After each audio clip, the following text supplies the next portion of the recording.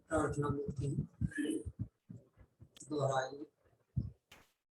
त्वमेव माता च पिता त्वमेव, त्वमेव माता च पिता त्वमेव, त्वमेव बन्धुश्च सखा त्वमेव, त्वमेव बन्धुश्च सखा त्वमेव, त्वमेव विद्या द्रविणं त्वमेव, त्वमेव विद्या द्रविणं त्वमेव, त्वमेव सर्वं मम देव देव, त्वमेव सर्वं मम देव देव।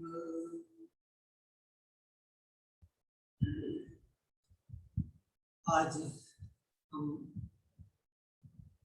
पुनः दूसरे दिन आपसे संपर्क करते हैं। आपको प्रणाम। आज हम पहले एक दो बैठने वाली योगासन करेंगे, उसके बाद कुछ प्राणायाम करेंगे। सबसे पहले भू नमन आसन, दोनों पैरों को हमने ऐसे खोला और थोड़ा थोड़ा सा पहले कमर को घुमाया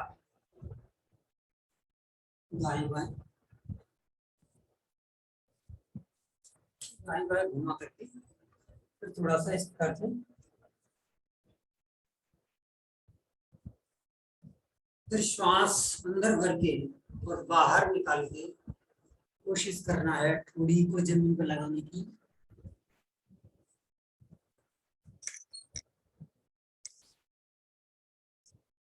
कोशिश करना जितनी देर श्वास बाहर रुका रहे उतनी देर तक हम नीचे झुके रहे, घुटने बिल्कुल सीधे रहे, घुटने नहीं उठे। एक बार फिर से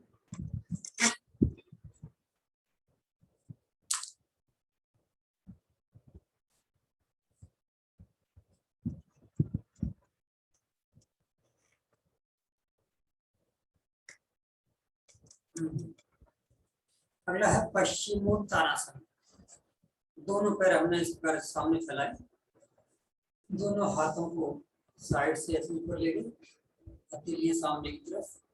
तो श्वास बाहर निकालते हुए आगे झुकते हैं, अंगूठे पकड़ते हैं, कोहनी को जमीन पर लगाते हैं और मस्तक को घुटनों पर।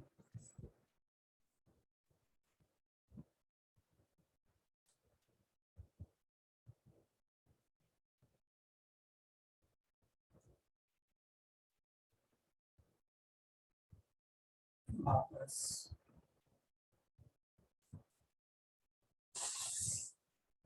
अगला है वक्रासन। एक पैर को हमने इस प्रकार से मोड़ के रखा, जो पैर सीधा है वो वाला हाथ सामने से सीधा उठाया और इसको दूसरी साइड ले गए, घुटने की दूसरी साइड, और इस प्रकार से पैर पकड़ लिए। दूसरा हाथ कमर के पीछे, गर्दन कमर के पीछे वाले हाथ की तरफ मोड़ के,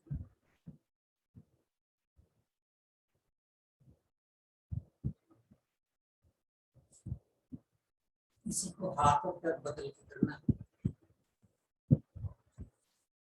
अब दूसरा पैर मुड़ा, जो पैर सीधा है वो वाला हाथ सामने उठाया और घुटने की साइड लाए और फिर उसी पैर को पकड़ लिया।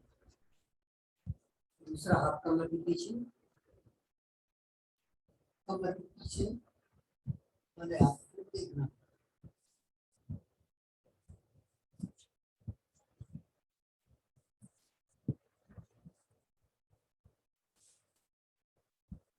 ये पश्चिमोत्तानासन। ये दोनों आसन बहुत ही लाभदायक आसन है। इससे शरीर में लोच पैदा होती है, शरीर में कहीं भी कोई तनाव खिंचाव अगर हो रहा है, कहीं खून का संचार कम हो रहा है तो वो दूर होता है और शरीर की आयु बढ़ती है। इस आसन से, ये दोनों आसनों से, भू नमन आसन और पश्चिमोत्तानासन से हमारे शरीर की आयु बढ़ती है। आयु कैसे बढ़ती है? जितने श्वास की गति कम हो जाएगी उतनी हमारी आयु ज्यादा होगी। श्वास की गति आमतौर पर हम 15 से 18 श्वास 1 मिनट में लेते हैं। अगर ये श्वास की गति 1 मिनट में 10 हो जाए, 10 से और कम हो जाए, तो हमारी आयु बढ़ जाती है और हमारी इम्यूनिटी पावर भी बढ़ जाती है। तो इस ये दोनों प्राणायामों को करने से, इन दोनों आसनों को करने से हमारे श्वास की गति धीरे धीरे कम होने लगती है और हमारी धीरे धीरे आयु और इम्यूनिटी पावर बढ़ने लगती है। चलिए, कल हमने सबसे पहले भस्त्रिका प्राणायाम किया था, दूसरी बार कपालभाति किया था। आज हम करेंगे बाह्य प्राणायाम। कपालभाति और सारा हम कल कर चुके हैं। आज बाह्य प्राणायाम करेंगे। बाह्य प्राणायाम का तरीका देखिए। इसमें आपको जब तक पेट नहीं दिखाऊंगा जब तक आपको समझ में नहीं आएगा।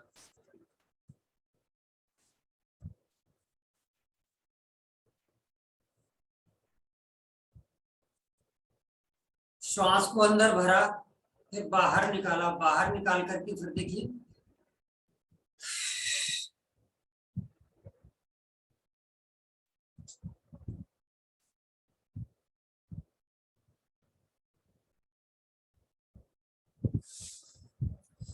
श्वास को बाहर निकाल के बाहर ही रोक देना है।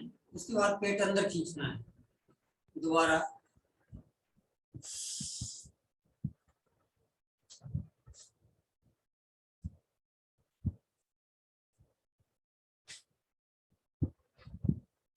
इसका एक तरीका और है। इसमें क्या होता है, बीच में से जब आगे की तरफ लाते हैं तो एक त्रिबंध के साथ बाह्य प्राणायाम हो जाता है।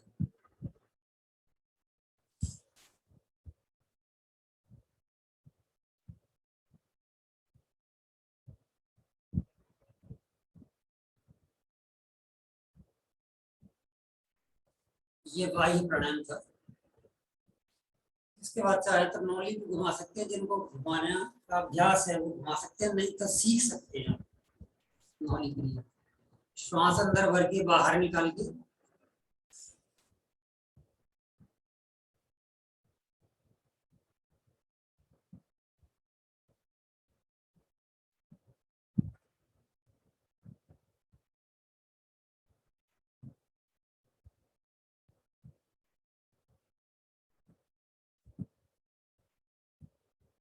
ये थोड़ा सा कठिन है, धीरे धीरे अभ्यास करने पे आ जाएगी। अगला प्राणायाम है अनुलोम विलोम प्राणायाम। थोड़ी देर हम इसको करते हैं। वैसे 15 मिनट किया जाता है, लेकिन अभी हम केवल अभ्यास के लिए थोड़ी देर करते हैं। दाहिना हाथ राइट हैंड से उठा के इस प्रकार से रखा, अंगूठे से नाक बंद किया, दूसरी साइड से श्वास अंदर भरेंगे, फिर इधर से बंद करके दूसरी साइड से निकाल देंगे। जिधर से निकाला है उसी साइड से दोबारा फिर भरेंगे, फिर दूसरी साइड से निकालेंगे। इस प्रकार से लगातार करते रहेंगे।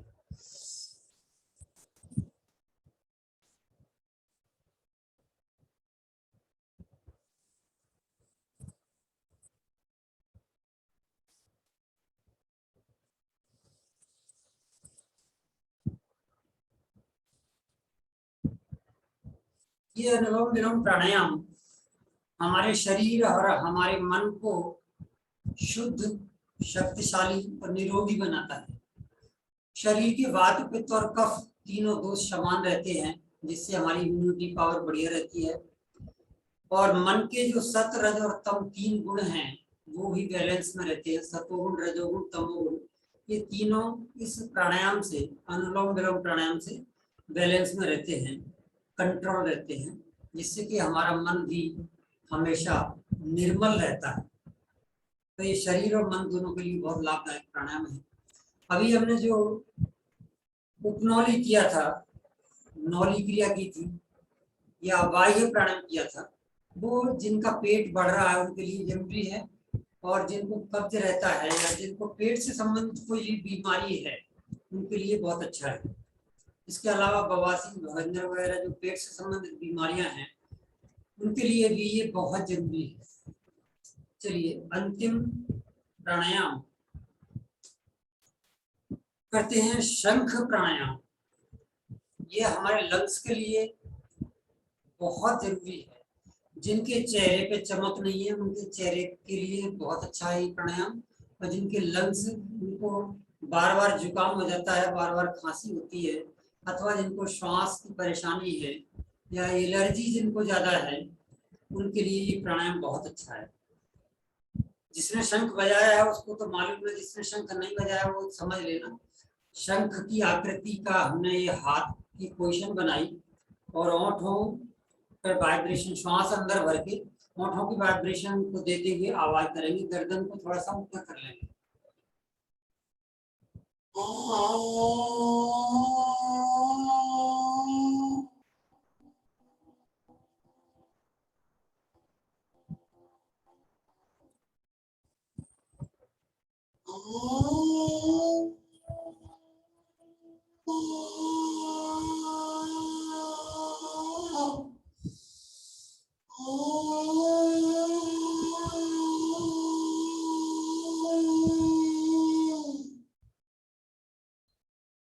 से ये शंख प्राणायाम था। ये हमारे शरीर में भरपूर ऑक्सीजन की मात्रा पहुंचाता है, जिससे हमारे शरीर को स्वास्थ्य मिलता है, उत्तम स्वास्थ्य, निरोगता तथा मस्तिष्क को न्यूरॉन की क्षमता बढ़ती है। आज हम थोड़ी सी चर्चा करते हैं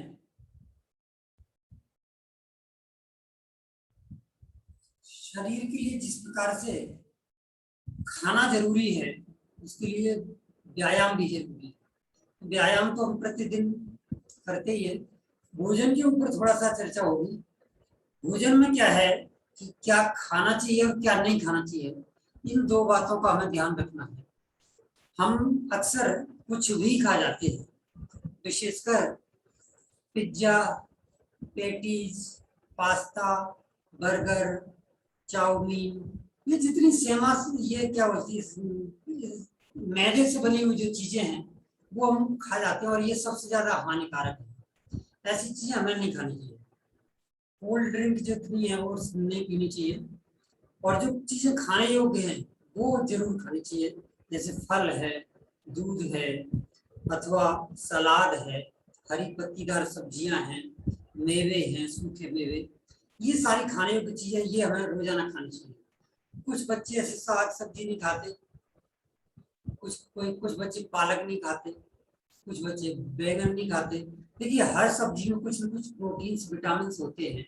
हमें इस बात का ध्यान रखना चाहिए। हमें रोजाना जो अदल बदल के हमारे घर में भोजन बनता है, सब्जियां बनती हैं, उनका हमें ध्यान रखना चाहिए। तो आज के लिए इतना काफी है। ओम शांति।